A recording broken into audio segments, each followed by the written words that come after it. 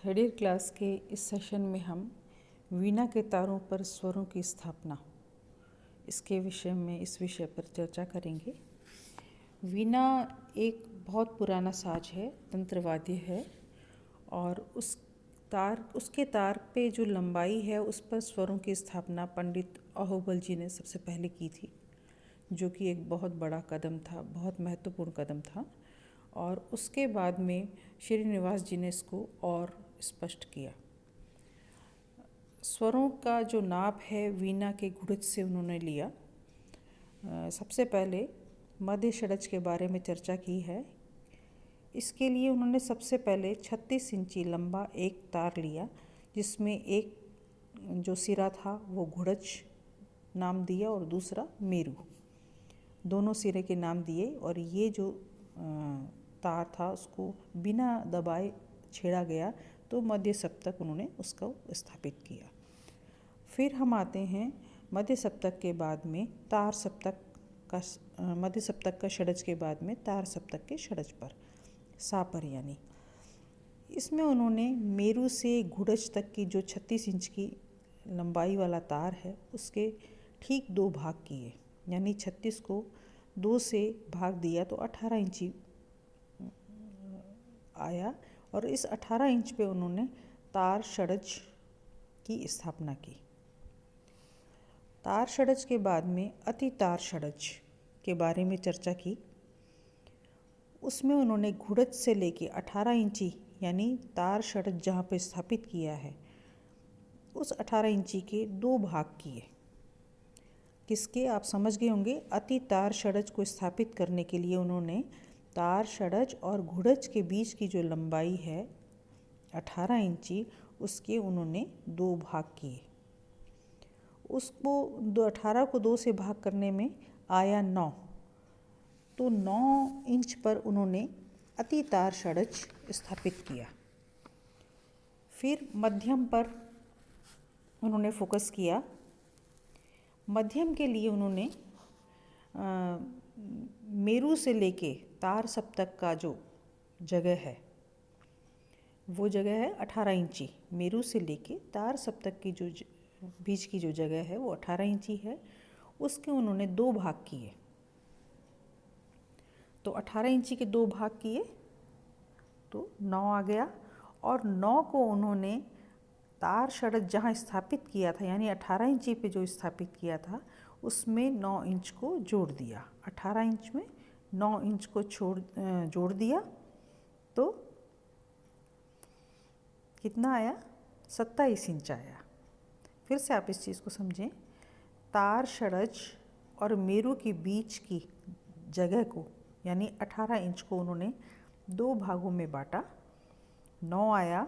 और 18 इंच जहाँ पे तार षड्ज स्थापित किया था उसमें 9 को जोड़ दिया तो आया 27 इंच। तो मध्यम जो है, माँ जो है, उन्होंने 27 इंच पर स्थापित किया। फिर पंचम पे आते हैं, यानी पा पे आते हैं। पा स्वर को उन्होंने मेरू से लेके तार सप्तक के बीच की जो लंबाई है यानी वही 18 इंच। जैसे मध्यम को तो उन्होंने बीच में स्थापित किया, 2 भाग किए हैं तार के, 18 इंच भाग के 2 भाग किए हैं।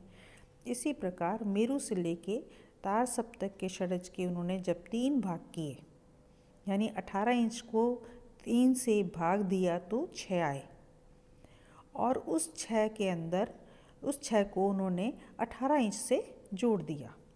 पहले क्या जोड़ा था मध्यम में, 9 को जोड़ा था तो 27 आया था, वहाँ उन्होंने मध्यम स्थापित किया था। अब उन्होंने 18 इंच के 3 भाग किए पंचम स्थापित करने के लिए, और 18 को जब 3 से भाग दिया तो 6 आए, और 6 को उन्होंने 18 में जोड़ दिया तो 24 इंच आया, यानी 24 इंच पे उन्होंने पंचम को स्थापित किया। अब आप यहाँ तक क्लियर हो गए होंगे।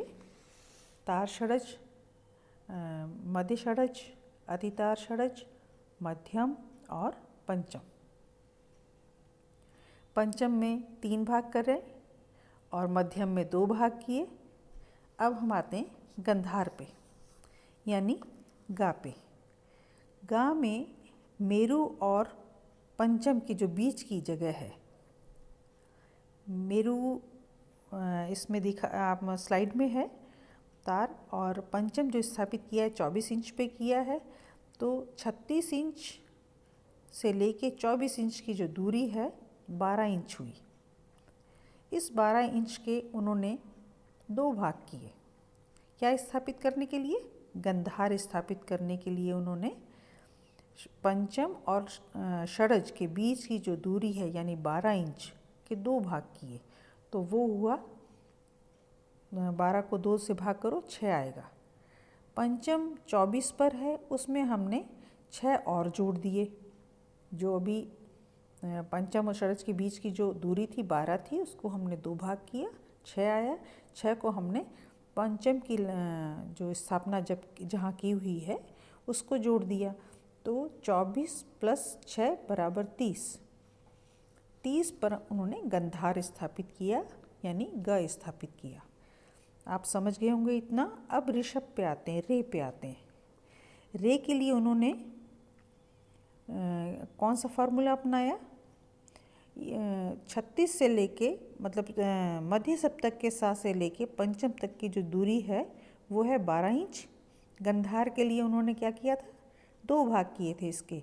और ऋषभ स्थापित करने के लिए इन्होंने 3 भाग किए। किसके? मध्य सप्तक के सा और पंचम के बीच की दूरी के यानी 12 इंच के 3 भाग किए तो 4 आए। मध्य सप्तक का जो 36 इंच है उसमें से हमने 4 घटा दिए, आया 32 इंच। 32 इंच पे उन्होंने ऋषभ को स्थापित किया, रे को स्थापित किया। ऋषभ और गंधार में आप ये बात समझ लें कि मध्य सप्तक का सा और पंचम के बीच की दूरियों को ही लिया गया है, यानी 36 इंच और 24 इंच को लिया गया है, यानी 12 इंच हुआ। तो 12 इंच के जब 2 भाग किए तब तो गंधार स्थापित हुआ, और जब 3 भाग किए उसके तो ऋषभ स्थापित हुआ। मध्यम, पंचम, गंधार, ऋषभ, इतनी चीज़ें अभी तक आपने समझी। अब हम आते हैं दैवत पर। दैवत की स्थापना थोड़ा सा ये थोड़ा डिफ़िकल्ट है, इसको आपको ज़रा ध्यान से समझना होगा कि पंचम और तार षडज के मध्य का जो स्थान है वो वैसे तो दैवत है देखा जाए तो, लेकिन उनका क्या कहना है श्रीनिवास जी का, अहोबल जी का, कि ये जब स्वर स्थापित करते हैं बीचों बीच तो ये चढ़ा हुआ स्वर बोलता है। तो उन्होंने एक फार्मूला और अपनाया। उन्होंने कहा भी है, स्वर संवादिता ज्ञानम स्वर स्थापन कारणम, यानी उन्होंने षडज पंचम भाव से दैवत की स्थापना की। षडज पंचम भाव का मतलब है षडज से जो पंचम है वो 1.5 है। इसी तरह रे से दैवत है वो भी 1.5 है, 1.5 गुना है, यानी कि ग से नी है वो भी 1.5 गुना है। तो उन्होंने इस हिसाब से ऋषभ का जो पंचम है वो दैवत है, गंधार का जो पंचम है निषाद है, और मध्यम का जो पंचम है तार षडज है। इस प्रकार ये जो षडज पंचम भाव बनता है उससे उन्होंने दैवत की स्थापना की है, यानी ऋषभ है 32 इंच पर स्थापित है और 36 इंच तार की लंबाई है। तो 36 इंच का जो 1.5 है वो 24 इंच पर आया तो वो पंचम हो गया। सा से पंचम पा की जो दूरी है वो 1.5 मानी गई है। इसी प्रकार ऋषभ में यानी इसका 1.5 गुना कर दिया जाए, ऋषभ का 32 इंच का 1.5 गुना करते हैं तो 21 से ही 1/3 आता है। ऋषभ यानी 32 इंच का हम भाग देते हैं 1.5 से, तो जो कैलकुलेशन आती है वो 21 से ही 1/3 आती है, और इस पर उन्होंने दैवत स्थापित किया। आप षडज मध्यम भाव को थोड़ा सा क्लियर कर लें, पंचम भाव को क्लियर कर लें कि षडज से पंचम 1.5 है, रे से धा 1.5 है, ग से नी 1.5 है। इसी फार्मूले को अपनाते हुए उन्होंने 32 पर जो रे स्थापित है उसको 1.5 किया, 1.5 गुना किया उसका, तो 21 से ही 1/3 आया, जिस पर उन्होंने दैवत स्थापित किया। अब निषाद पे आते हैं, नी पे। नी का स्थापना उन्होंने किस प्रकार की है? पंचम और तार षड्ज की लंबाई के 3 भाग कर लिए। पहले 2 भाग उन्होंने छोड़ दिए। किसके? पंचम और तार षड्ज के 3 भाग किए, 2 भाग उन्होंने छोड़ दिए और तीसरे भाग पे उन्होंने निषाद को स्थापित किया। कैसे? पंचम और तार षड्ज के बीच यानी 24 इंच और 18 इंच के बीच की जो दूरी है वो है 6 इंच। उसके 3 भाग किए, तो 6 को 3 से भाग कर दिया, बराबर आया 2। और 18 इंच जो तार सप्तक की स्थापना है 18 इंच पे, उसमें 2 को जोड़ दिया। इस प्रकार आया 20 इंच। 20 इंच पर उन्होंने निषाद को स्थापित किया। इसको फिर समझ लें आप कि पंचम और तार षड्ज के बीच की जो दूरी है 6 इंच है। 6 को 3 भाग किए, 2 आए। 18 इंच जो तार षड्ज का जगह है उस पर 2 को जोड़ दिया, तो बराबर आए 20 इंच। और 20 इंच पर स्थापित हुआ निषाद। तो अभी तक मध्य षड्ज, तार षड्ज, अतितार षड्ज, मध्यम, पंचम, गंधार, ऋषभ, दैवत और निषाद, इन स्वरों की स्थापना मैंने आपको, शुद्ध स्वरों की स्थापना अभी आपको क्लियर की है। आशा है समझ आ गया होगा। इसको मैंने PDF में भेजा है, इसको आप पढ़ेंगे, समझेंगे, फिर सुनेंगे इसको, तो समझ में आ जाएगा। Thank you.